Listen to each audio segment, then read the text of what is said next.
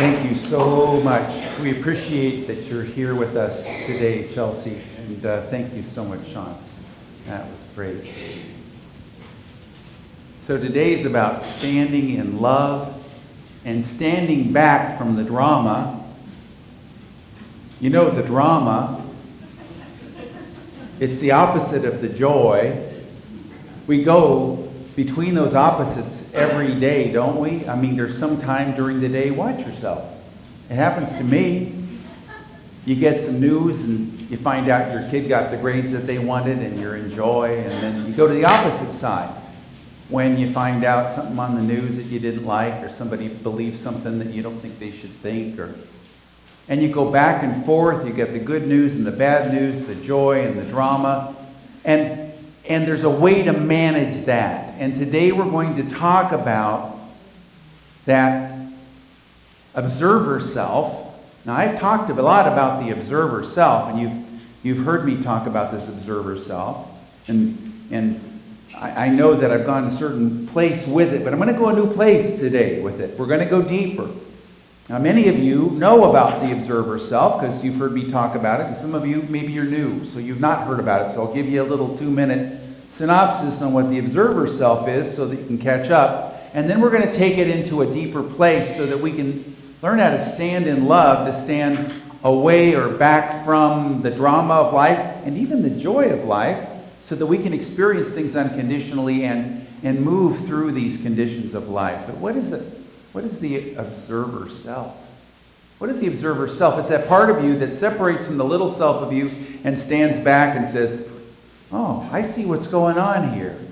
I understand what this little self of me is up to right now. You know, a little self of you. Have you ever given that little self of you a name?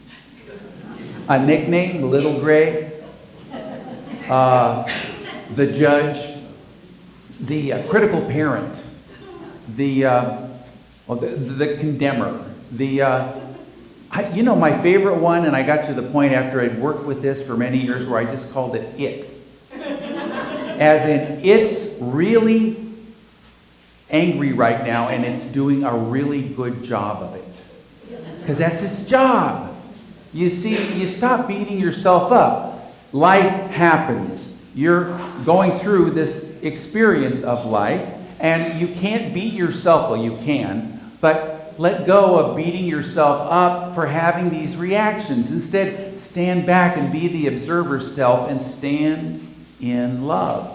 I stand back in love. Together. I stand back in love. That's taking a step back from that limited self, that little I with a dot over it, that smaller self, the lower self. And what is that self that stands back?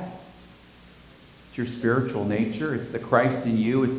It's the higher self. And what an interesting and non-airy-fairy way of engaging with your spiritual nature. It's not something far off, way off in the future when you get spiritual. It's not something far off, up in the sky or off in some other realm, or all this nether realm stuff. It's something that is really not only a part of you, it's you.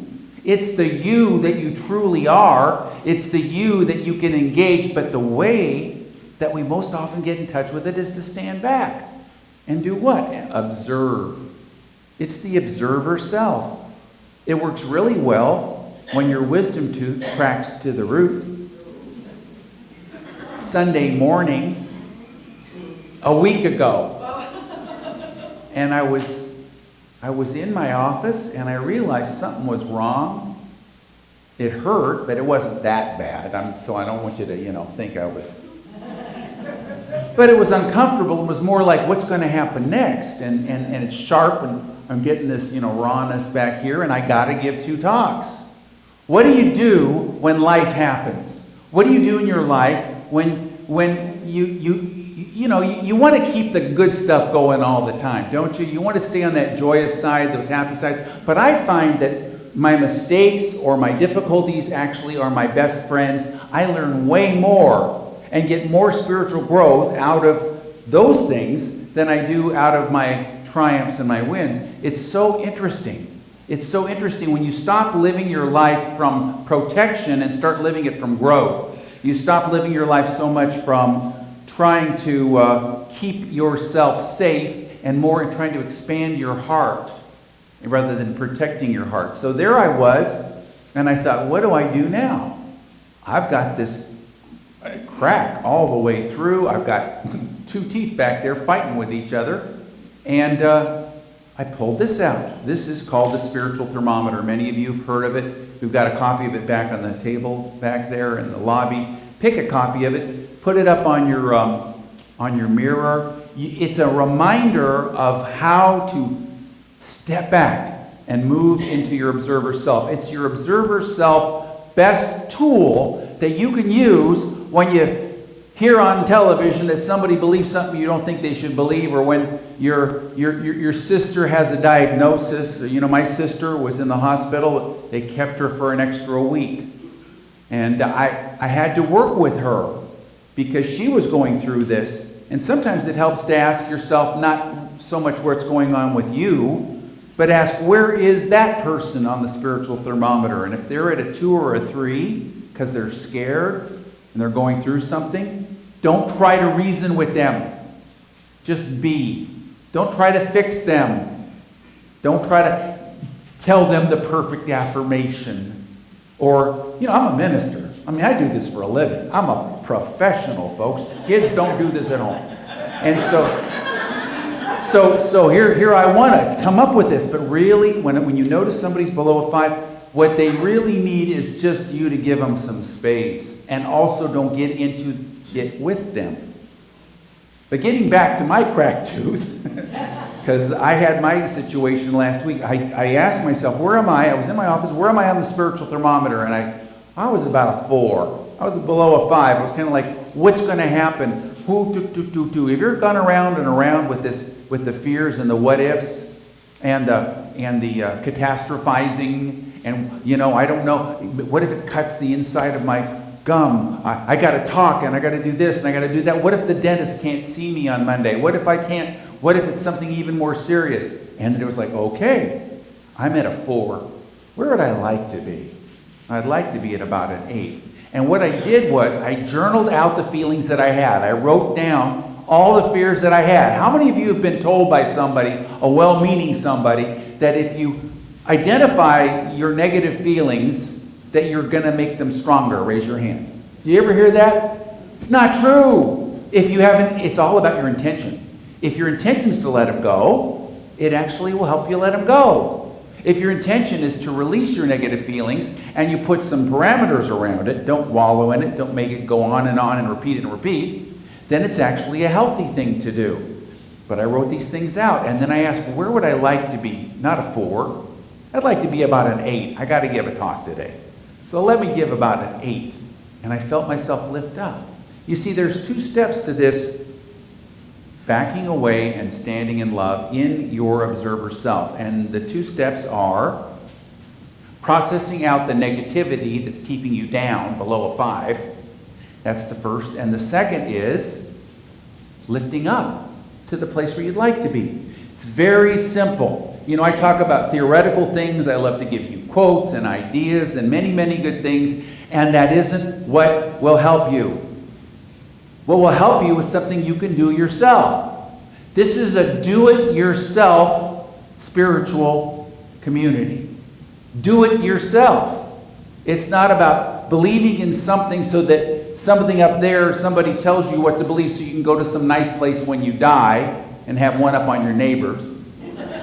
Or those people in the other part of the world that look different than you do. Or any of the rest of those things that people do with religion. It's about do it yourself. All the mystics of all the world religions, the Catholics, the Protestants, the Jews, the Muslims, the Buddhists, the Hindus, the mystics, not the rigid people, understand this. It's about doing it yourself and taking responsibility for your growth. You're a soul in evolution. You experience this life, and you got 2 choices in everything in life, and that is protection or growth. You can have the path of protection or the path of growth. In the Katha Upanishad, in the Hindu faith, they say everything is about one of two things, either short-term pleasure or long-term joy. Short-term pleasure or long-term joy. Short-term pleasure is just, doing the thing that's expedient that gets you by. If you're a corporation, that means polluting so that you can have a better fourth quarter earnings report, rather than long-term joy is planting more trees and doing the thing that really serves the highest number of people. And in our personal lives, short-term pleasure may be watching whatever we want to watch rather than taking the 15 minutes that would start our day off in a beautiful way. So I lifted up into my 8 and I came out and I did the best I could with the talk, and the next day I went in and I saw the dentist and he told me, "Oh, that's a good one. I can't do anything for you." Oh, okay. On Wednesday morning, I can make an appointment for you on Wednesday morning, they found out, with a specialist who will extract it for you. I said, "But Wednesday, I have an appointment. I've got to get my lease up in Tarpon Springs. It's all, I didn't have any wiggle room." Well, you could drive. I could tell they didn't think it was a good idea, but okay. So I show up on Wednesday and I have the extraction and they give me an Advil and I'm driving up on the Florida Turnpike, and all of a sudden I'm going, literally, whoa, whoa. And I said, okay, thank you, God, for a revelation. Together? Thank you, God, for a revelation. Get out of your head and put the answer, the desire for the answer ahead of you. Cast it before you. Cast it before you. And so I pulled over on the shoulder on the turnpike, and I turned on my phone, and it was tooth extraction pain. And the first thing that came up, or maybe the second, was even better than any narcotic or any opioid or anything was a combination of Advil and Tylenol. You put them both together, it gets rid of the inflammation, the pain, and the sharp pain that I was experiencing. And if you put them both together, it was better than anything that existed, any prescription thing that existed. And I went, okay. So I found a place, and I've had no pain since. And of course, I'm not taking anything now. But it was wonderful. Well, I'm telling you this because I go through this. I know people that have gone through this experience of this upheaval that happens, emotional upheaval where you feel you're overwhelmed. What do you do when you don't see there's an answer? And I've seen so many people use this observer self and how they've grown, how they've taken charge of their lives, not control, but charge. There's a difference. Personal control is the thing where we want to, out of fear, go in and manage and manipulate it. And we run around in circles and we try to figure everything out.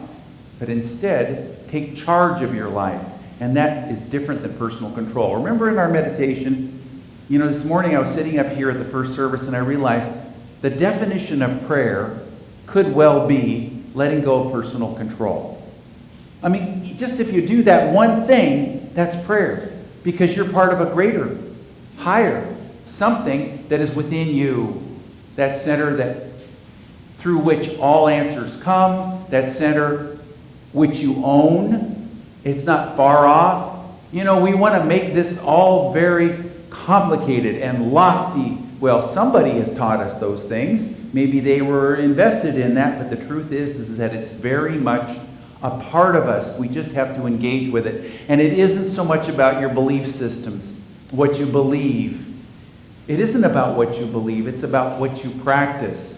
What did Jesus' brother James say? Faith without works is dead, and be doers of the word, not hearers only. That is, it matters more what you're doing, practicing, using the spiritual thermometer, stepping back, doing those things that really make a difference, than what it is you believe. I was just reflecting on that this morning, and I thought to myself, I didn't floss for years until they told me I was going to lose my teeth. I was in my 20s. And I went, oh, that's what they were talking about. Okay. But I realized this morning that it doesn't matter whether you floss because somebody taught you that the great spaghetti monster will eat you when you die if you don't floss, or whether you understand oral hygiene. Either way, it will benefit you. There's a lot of people you know in your world who have many interesting spiritual belief systems or religious belief systems. You may have had many interesting religious belief systems, but sometimes it's more important not so much what people believe, but what they're doing about it. They've done many studies on belief systems that I don't agree with, but they teach people to have good diets and good behavior and good values and things like that, and they have better outcomes. Not because of what they believe, but because of what they're practicing. We, in Unity, which originally was called Practical Christianity, we practice this. And so what are the methods that you can use to begin your day to have a different outcome? So that when your tooth cracks and it's a Sunday morning, you don't totally spin out. But you know that there are two things you can do. You can stand back and you can process the feelings that you have, and then you can lift up into a new place. You can stand back and process the feelings that you have. Sometimes the best thing to do, and this is going to challenge some people, but is to set a timer, go out to your car in your garage, roll up the windows, make sure your garage door is closed. I did this once in my office, and somebody heard me and opened the door of my office, so I realized that, no, this isn't a good idea, although I was modeling for them something that was helpful. But go in there and then just scream bloody heck, or let it out, whatever you got to do, but put a limit on it and have an intention that you're letting it go. Journal it out. And I've shared many times when my daughter was 10, she said, you know when people are mean to me at school, Daddy, what I do? I said, what? She said, I write them a letter. I said, oh. She said, no, I don't give them the letter.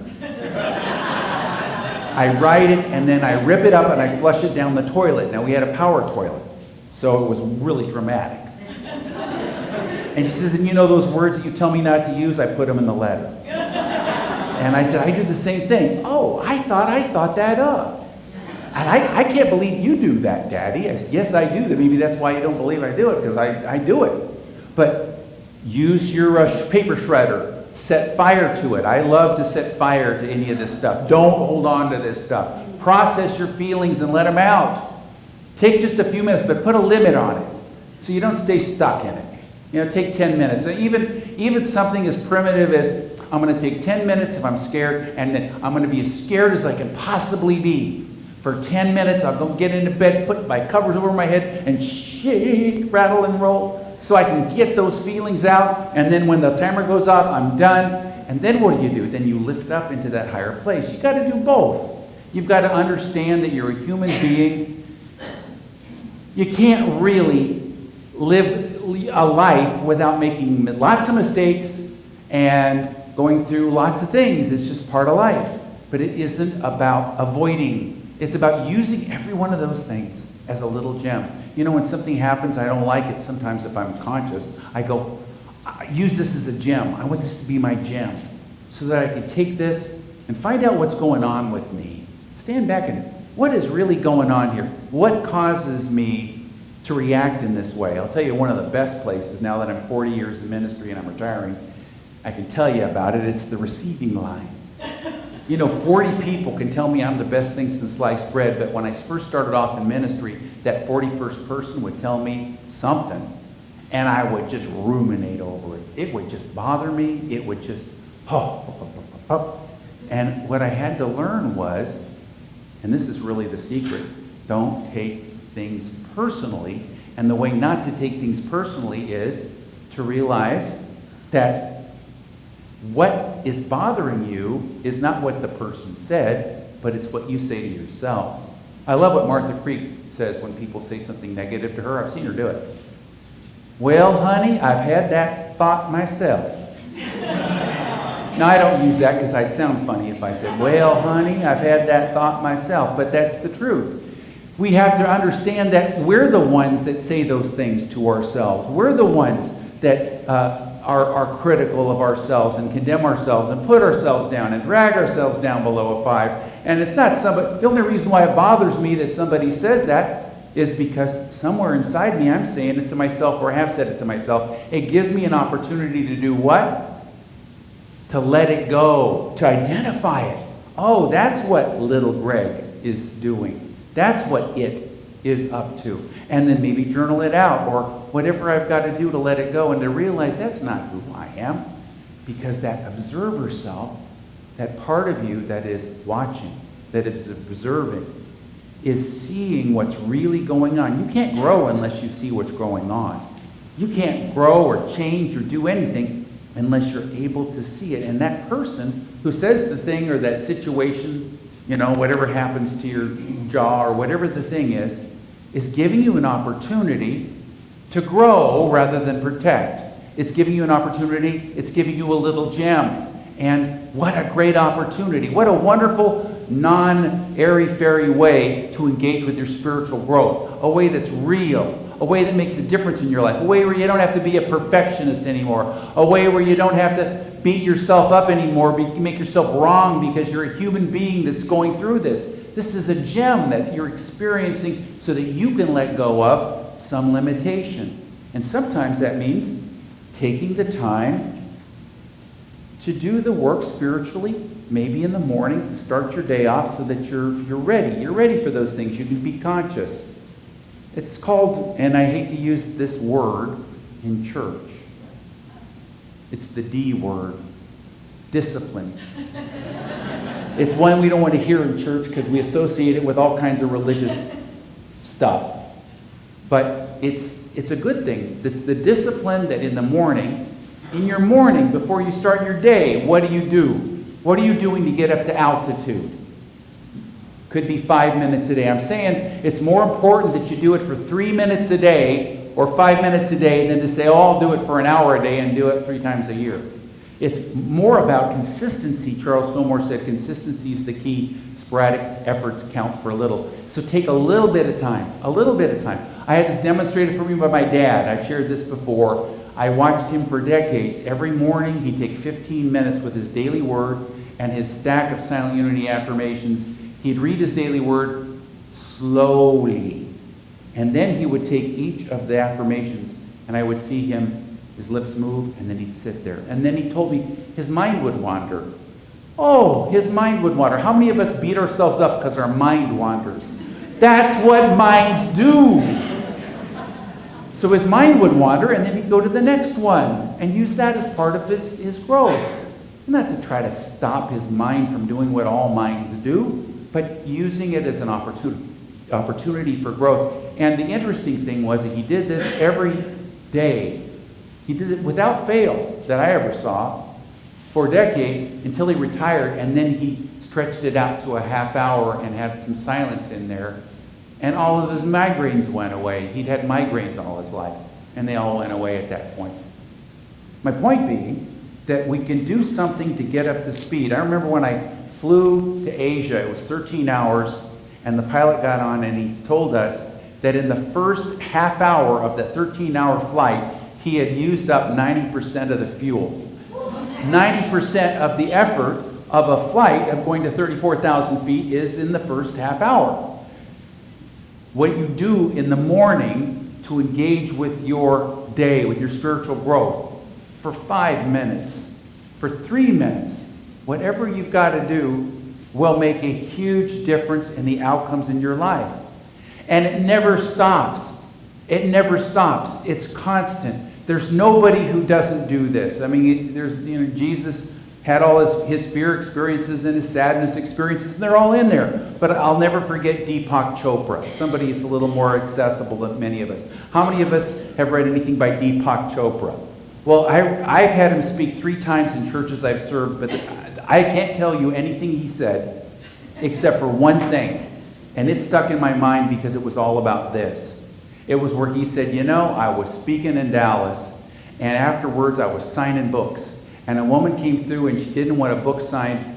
She had something she wanted. She said, I only need 2 hours of your time. And he said, I was going to catch a plane after that. And I said, gosh, I'm going to catch a plane after. No, I need just 2 hours of your time. It's extremely important. And he said, well, did you talk to my assistant so-and-so? Yes, I did. Well, what did they say? They said you didn't have time. You had to catch a plane. Well, and he said she went into a long litany of everything she could possibly say that was wrong with me. And I just listened because I was sitting there. There's nothing I could do about it.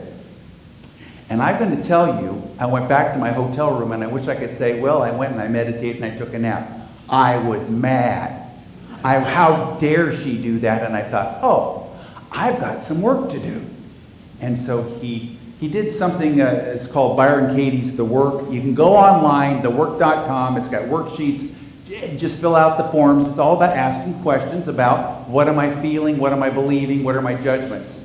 It's called Judge Your Neighbor. That's exactly what it is. But it's all about finding out what it was that was pushing his buttons. And he said, I wrote down all these things, and all these different things that were my judgments. And I went to my wife and I said, am I like any of these things? And she said, all of them. And I realized, and she said, I worked with that. And he said it was one of the most powerful healing experiences of my life. I'm telling you this because Deepak Chopra, you know, everybody's got these things. We beat ourselves up. Oh, I'm not, Father Teresa or Brother Teresa or whatever the thing is. But they had these things. If you really find out, everybody's got it because life is about growth. It's the path of protection or the path of growth. The path of keeping your heart sheltered or opening your heart and expanding beyond the limitations that you believed yourself to be. Stepping back and standing in love in the observer self, which is truly your higher self. You want to know what the Christ in you is, the spiritual nature, all those wonderful things that I stand up here and talk about? That doesn't mean anything. Those are just words. But when you stand back as the observer self, then it's real. And you think, well, it should be more profound than that. It should be more, I don't know, walking on water or something. No. Standing back and observing yourself, that strengthens that spiritual nature in you. So let's just close our eyes and open our hearts and allow yourself to engage with that part of you that knows, that can stand back and just imagine that you can step back from and look at that part of yourself that acts out, that feels inadequate, that's afraid, that you judge as not measuring up or not good enough, and recognize that you can give that love and support and appreciation to yourself and find out what false beliefs and come up with a new decision about yourself. Not to control, but to let that flow of love flow through you. First of all, compassion to yourself, towards yourself. Gratitude and compassion. I'm just like everybody else. No more, no less. And I can give myself that love and that appreciation and that support. And in doing so, I can lift up the spiritual thermometer to a higher place. But first, I have to see myself and accept and love myself. Thank you, God. And so it is.